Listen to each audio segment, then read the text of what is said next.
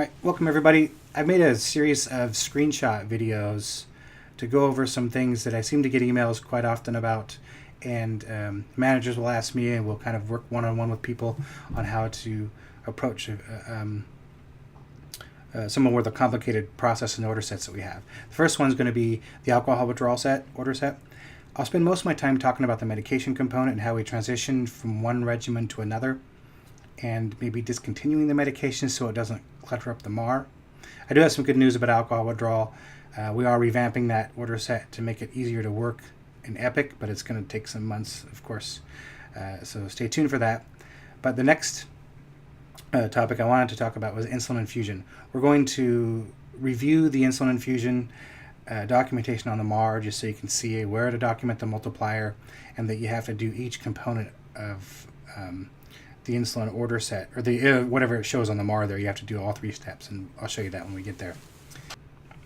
Okay, so first thing I'm going to show you guys is how to find the order set. So I'm going to go over here, we'll click on order sets. Then the search for the order sets is on this side. If you search over here, you will never find it. You'll just get individual orders. So come over to the left-hand side of the page here. We're going to type in alcohol. There's a couple of other ways you can search it, but it seems to be the way that works for me. Now, when the select window comes up here, you have a few options. We only want to do the alcohol withdrawal pilot for SJMC. That's the current one that we're using. The other option is you have the nurse-initiated orders for advancement. We're going to come back to the nurse-initiated order piece because this is what you use to transition from regimen A to regimen B and even to C. This will kind of demystify some of the problems we have with how do we get in and out of this alcohol withdrawal protocol, then kind of navigate around. But first we're going to select this one, accept, and then I'm going to open the order set.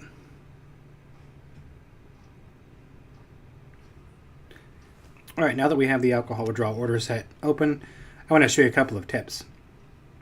The order set is loaded with information. Everything is pre-checked so that the physician can kind of work through this quickly and order the entire protocol all at once.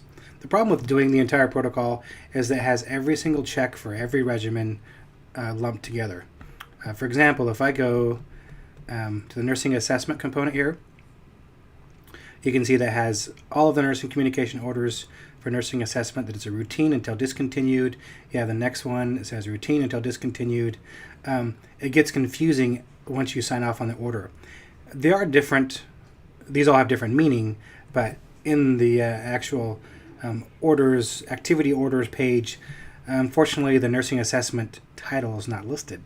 So these things become kind of run together. My recommendation is that if you have an order for cardiac monitoring already, you don't need this duplicate. If you have an order for pulse oximetry, you don't need another one because you'll get two.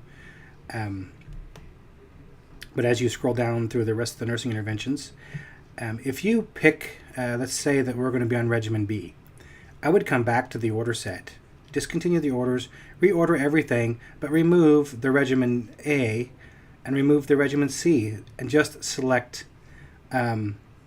the regimen B that you're on. So I would just remove these like that so that they don't get ordered, and then the only nursing intervention I'm going to see on the order is this one.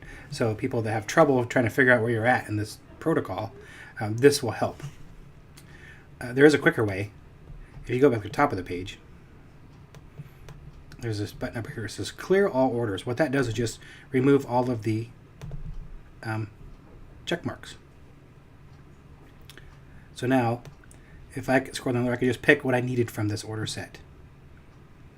If a physician calls and says, hey, I want to just do the alcohol withdrawal protocol, and you pull up this order set, ideally you should review this with him because there's medications in here down at the bottom, clonidine, neuroleptic, the anti-psychotic medications that we prescribe for a patient that is in alcohol withdrawal. You may not want those. So I wouldn't just jump to ordering everything. Make sure that he understands what you're getting into. And then if you do order everything, go back and try and clean up this order set for the next person so that it's not so confusing to follow. Okay, in the next video, I think or the next portion of this video, I'm going to talk about these prophylaxis regimens. I have acknowledged a withdrawal order, and I am going to kind of take a look at the order section. For this patient, there's a ton of things in here. I have it sorted by type. What makes type difficult is when you get down to other orders and you start looking at this thing, it becomes very overwhelming. All of these nurse communication orders are a lot to look at. There's a lot of words, and as I scroll down, there's even more. It's kind of never-ending to figure out which one of these things you're really supposed to use. Chances are you don't need all of them, you just need a couple of them. There are ways to modify this. I recommend, to make your life a little bit easier, is, in particular when you're looking at the alcohol withdrawal, go up to order type, and you can view these orders by set. That'll help with the alcohol, because at least now all of the alcohol withdrawal orders are in one location. So I can tell that this cardiac monitoring was from the alcohol withdrawal. I can tell the medications that are here from that withdrawal protocol.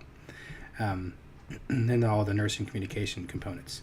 You can discontinue all of these and reorder what you need, and that would help clean up the order set so that maybe you would only have maybe one or two of these things on here that you're using, and not every single nurse communication. I would recommend doing that just to make the policy a little bit easier to follow. But anyway, that's my tip. I really wish we had better categories for this.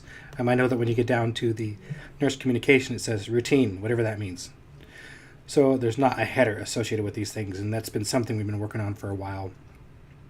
But hopefully you can kind of follow what I'm saying here, and then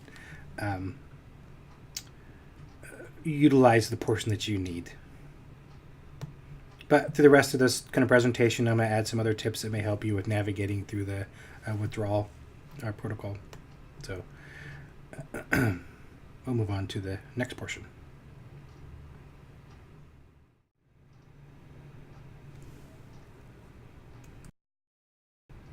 Okay, now I have the order set open. I've jumped down to the bottom of the page that shows you where the medications are listed. And in the beginning of this medication regimen, your options are for prophylaxis treatment. We have the alcohol, we have the benzos. One thing I'll point out about alcohol is alcohol should only be used for patients that are not in withdrawal. Once the patient's experiencing withdrawal symptoms, we need to switch to a benzo. So I'm going to go ahead and just show you how you access to the medications. I've had people open the order set and go, I really don't know what to do because it doesn't look like there's anything to order. If you click on the little arrow here, it will expand the smart group, and then you can see the order information below. So we just pick one of these for the prophylaxis regimen, and then follow kind of directions on the MAR. All of the prophylaxis medication is scheduled, so it's a little bit easier to follow on the MAR because you're going to have a time that you administer the medication. It's different when we transition into the regimens. So I'm going to close this, and now go ahead and look at the front-loading benzodiazepine. So here's some information about age and Librium. Most of the patients should get front-loaded with Librium, and the reason you front-load with Librium is because it lasts longer than Ativan. You get a better half-life. There's some research that shows it has maybe a little bit less respiratory suppression than Ativan, although it's kind of a small set of groups. This may change also, but for now, if you can give someone Librium up front, it might help you kind of catch up with the withdrawal process. So I'm going to collapse that list. So we're still in the prophylaxis section. If we need to move to regimen A, so now we're going to move past all of the prophylactic options, and then we're going to give something a little more routine, a little more PRN, and a little more often. Right here is the information that you need. Nurse communication, it says enter order for mild to moderate alcohol withdrawal regimen and upgrade patient regimen. So here's where we have the order to go ahead and act on the upgrade. And it has some kind of more details here. In order to get this medication, we have to open another order set. And it's the nurse-initiated version, and I'm going to open that one next, and we'll review that process. Okay, now that I have the record select option open, the record select a window option open, I am going to select the nurse-initiated orders for advancement of mild to moderate. Accept. We're going to go ahead and open the order set. As you can see, it's not as busy, but here is where we receive the options to order each regimen. You have A, B, and C listed here. In order to select a medication, you need to click on the Smart Group window, and then you'll have your options for IV, PO, everything listed here. If we're going to transition to regimen B, you would select B, but also you need to deselect the regimen A. But make sure that there isn't an option select in here before you go on, because it will order both. So if we wanted to switch to regimen B, you would pick one of the options from regimen B, and then you're going to get a little higher dosing.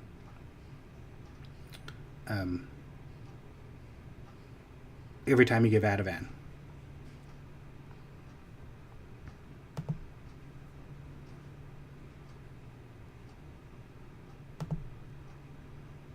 And regimen C has transferred IC-PCU on it for scores greater than 20. There is one component here that is somewhat confusing. On the original order, when you order, let's say we're going to order some lorazepam. When I select the lorazepam Ativan for regimen B, it gives 2 milligrams. The first tablet is kind of like the first dose. Give every hour, first dose today for 2 doses. Then you follow it by this more PRN order. So the first one's kind of like scheduled. Then the next one is PRN. The PRN version has detail in here to give PO every 2 to 4 hours to keep CWAS score less than 8 for 24 hours. Then you begin the high taper. So kind of the goal is to get these patients, under control in 24 hours. That isn't always possible, depending on their withdrawal symptoms and how long it takes them to recover, but that's a goal.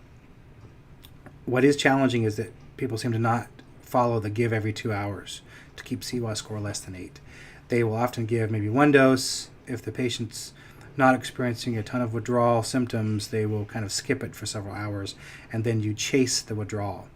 So I encourage you to keep giving the Ativan, even if the patient is having small symptoms. Once we graduate into like a 2 milligram or from one regimen to another regimen, we don't go back to regimen A and start over. Okay, so I've ordered some Ativan, signed off the order, and now I'm here visiting the MAR page. And I want to show you that we have the 1 milligram tablet ordered. So the first one you see here is the scheduled dose. It has some times slotted here for whenever you start this order, and then it's DC'd. After that, you give the PRN order. And I want to remind you, in the PRN order, it does say give PO every 2 to 4 hours to keep the CWA AR score less than 8 for 24 hours. And then, begin the low taper if it works out for the patient and they can recover. I think it's going to help you a ton if you just remember to keep giving the Ativan. Okay, so if we needed to say, let's say it wasn't working and the score now is bumped up to like 16, and we need to increase the Ativan. The way you do that is you're going to go back to the orders, and I'm going to discontinue this Ativan. And they're linked, so they both discontinue. We'll sign off that discontinue. It'll be per protocol. So now that the medication discontinued, go back to the orders, go back to the order set, and then you want to type in the alcohol again. Pick the nurse-initiated orders for advancement. Open the order set, and then you're going to reselect the medication that you need. So I opened up regimen B. We're going to transition into regimen B, and then I'll select the appropriate one here. And that's it. Then you save the order, and it will DC the other medications on the MAR and populate it with the appropriate dosing. Then you won't have a really cluttered MAR. I know that you're going to see the discontinued yellow bars, but it's a little bit better than having multiple active orders of Ativan open on the MAR at one time. I think it's safer for the patient. Okay, so we're going to move on to the next topic. Okay, so I went ahead and launched into the doc flow sheet with the CWAS score listed here on the left-hand side. At the very bottom here, it has lorazepam given. It's really helpful to put in how much you're giving the patient. If you gave them 1 milligram versus 2 milligrams, you can judge what regimen you are on just by whether or not you gave 1 milligram or 2 milligrams. It will help you. You could either be on a taper or regimen B if you're giving 2 milligrams.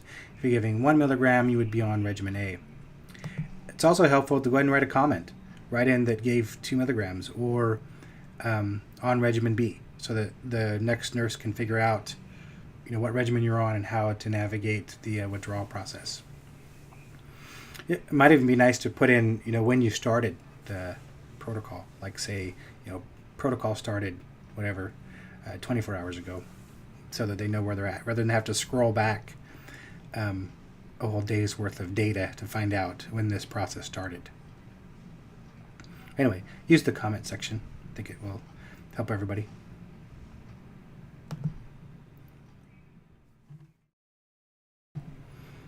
Okay, so the next topic I wanted to review is the insulin infusion documentation on the MAR.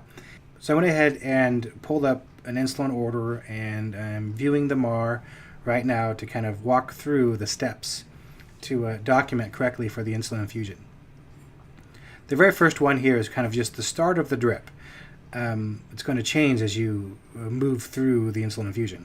So to start an insulin drip, you're going to go from step A, B, calculate the drip rate using the following formula. So here is the formula to calculate the drip rate. You have to do this calculation every time you check the blood sugar. I think that's where people fall apart with this. It looks like you may don't, when you read further down the list, it looks like you may not have to do that. But if you have blood sugar minus 60 times the multiplier equals the drip rate. So you round to the nearest tenth. To calculate the initial rate, you're going to use a multiplier of 0.03. And you can see it listed here. Then letter D has kind of parameters of when we're going to adjust the multiplier. The multiplier may adjust or it may not adjust, but the blood sugar is going to adjust every time, so it's going to change that drip. So to titrate the drip, if it's 69 or less, follow the hypoglycemia policy, of course. If it's 70 to 99, you're going to decrease the multiplier by 0.01. So if I started at 0.03 and my blood sugar was 95, I would have to do the calculation all over, but I would use a multiplier of 0.02. So kind of follow this carefully. If you do it a couple of times, I think you'll have it down. It's not terribly complicated. I think what is complicated, though, is documenting that multiplier so the next person knows the multiplier that you used, so when they check the blood sugar. So example is here. In the comment section, when I administered this medication, I put in here as my initial start that this was the dose. Comment in the comment section, I wrote 260 minus 60. Blood sugar was 260 minus 60 times 0.03 was the initial multiplier. So I have a drip rate of 6. So if I did this again and the blood sugar dropped to 95, I would have to lower the multiplier, or you may have to increase the multiplier. Or if the multiplier stays the same, you're still going to have a different blood sugar. So this number could adjust. So every time you check the blood sugar, go ahead and follow this formula, and then please document in the comment section so that everyone can see what the last person did. Okay, I hope that helps. Let me know if you have any questions.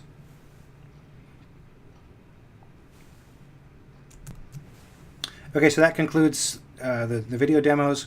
Let me know what you think about them, if you think they're helpful. Give me some feedback, and then we'll see what comes next. Thanks. Come in. Locked. Locked yourself out. I didn't lock myself out. What are you doing? Oh, you're not even. Are you I'm trying to figure out how to record on here. Are you recording right now? I don't know. How can you tell? Does the green light mean I'm recording? I thought I'd see my head on here somewhere. All I see is the alcohol withdrawal protocol.